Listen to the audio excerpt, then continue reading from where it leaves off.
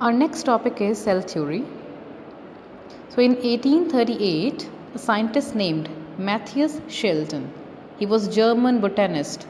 He announced that every plant is made up of large number of cells.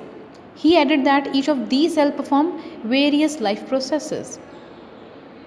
After a year later, that means in 1839, another scientist named Theodor Schwann, he was German zoologist. He made similar discovery about animals. He declared all animals and plants are composed of cells which served as a unit of structure and function. So this in short is called cell theory. Right? It was proposed by Schwann and Sheldon in year 1839. Then in 1858, another scientist, Rudolf Virchow, he made an addition to this cell theory by saying all cells arise from pre-existing cells. That means if a cell is formed, from where it comes? It is produced by an old cell which is already existed in nature. Right? So there are three main points about cell theory. First is cell is the smallest unit of structure of all living organism. That means every organism have a cell, and this is the smallest structure of our body. Second point, the cell is the unit of function of all living organism, which means in our body the smallest unit which is working, which is functioning, it is a cell. And last one is all cell they arise from pre-existing cells. Pre-existing, that means which are already present in nature. They form new cells. So what does the cell theory mean? So take an example, a plant such as mango and animal such as a frog. So we can compare these two organisms. One is animal, one is plant. So first is structural unit.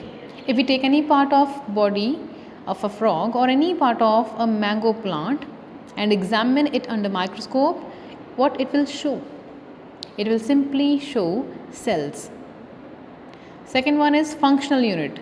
Any function in the body of frog or in the plant mango is due to the activity of its cell. For example, frog is moving due to the contraction of its muscles, or it is digesting the food with the help of enzyme, or that digested food is absorbed by the cells and used for different activities.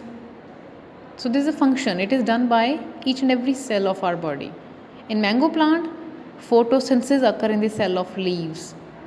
The root absorbs water from the soil. Many functions are there. It means different functions are performed by the cell present in the body of the living organism, whether it is a plant or an animal.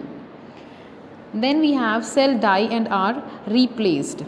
So body of the frog and of the mango tree, both are made up of millions and millions of cells. So many of these cells, they continually die and are replaced by new ones. The new cells again they grow, they divide, and they will give rise to more new cells. So formation of cells from pre-existing cell is never ending chain. Cell never stop dividing, they always divide. Next point is all life start as a single cell. Whatever organism it is, every organism starts its life as a single cell, which is known as zygote. So the life of frog and the life of mango tree, it started as a fertilized egg or as a seed respectively. Frog has started as fertilized egg and mango tree has started his life as seed.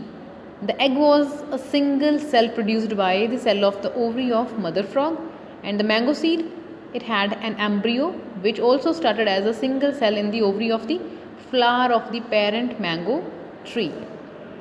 Next we have the number of cells present in the living organism. You can underline the first line of this topic, this blue box. Larger an organism, greater the number of cells in its body, which means if we take an example of an elephant, does it have large sized cell? No. Its body is having more number of cell. And if we talk about a frog, does it having very tiny small cells? No, it is having normal cells, but it is having less number of cells. Only number of cells matter, that will depend upon the body of the organism. Here we have single celled. So many plants and animals, they are just made up of only one cell. That is, their body is having only one cell. No other cell is there. Take the example of yeast, amoeba, bacteria. All these have only one cell. And such organism which have only one cell in their body, they are known as unicellular organism. Then we have few celled. So some very small plant animals, they are made up of relatively fewer cells, just 100 or few thousand cells. Example, Spirogyra, Volvox. These are the example of algae. Then multicelled. Most plants and animals we see around us, including human being also. So they all are made up of millions and billions of cells. So organism which is made up of millions and billions of cells, simply having huge number of cells, they are known as multicellular. Even the ones which come under the category of few cells, they are also known as multicellular. Read this blue box and underline the information. Next topic is cells and their size. How small a cell is. So cells are very small and are seen only with the help of microscope. Smallest cell are of bacteria. Size is given 0.3 to 5 micrometer. Red blood cells, they have size of 7 micrometer. Longest cell in human body, nerve cells are there, so those are the longest cell. Then largest cell cells are the bird cell, ostrich egg. So it is the largest single cell in the living world today. Yes, this topic is very important. Smallness of cell, a greater efficiency. This means smaller the cell, more effectively it is going to work. Efficiency means its quality of working.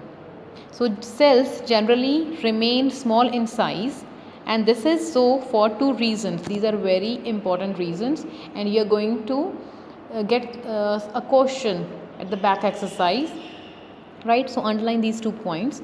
First is, different regions of a cell can communicate with each other rapidly for the cell to function effectively. If small cells are there, they can easily communicate with each other.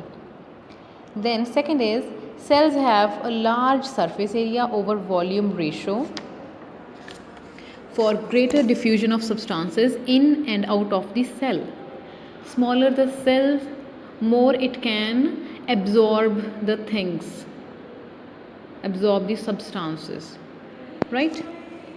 So here, with the help of cubical structure, this topic is discussed.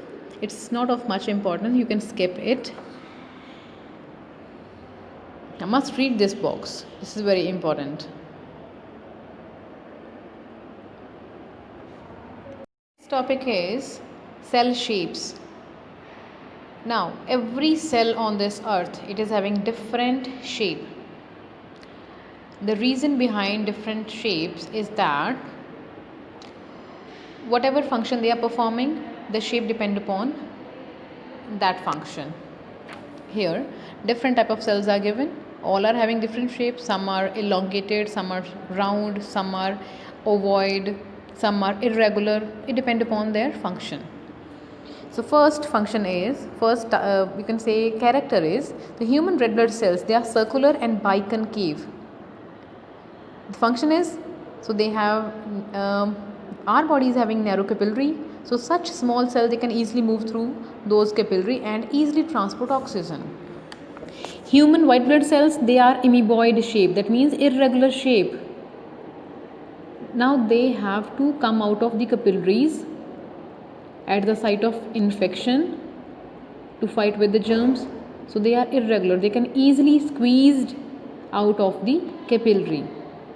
Now human nerve cell, they are long cells. They are just like cords, wires. Why? To conduct the impulses from one part of the body to the another. Then muscle cells, they are long and they are contractile in nature. So this is the reason our muscles contract and relax, and we can do work with the help of our muscles.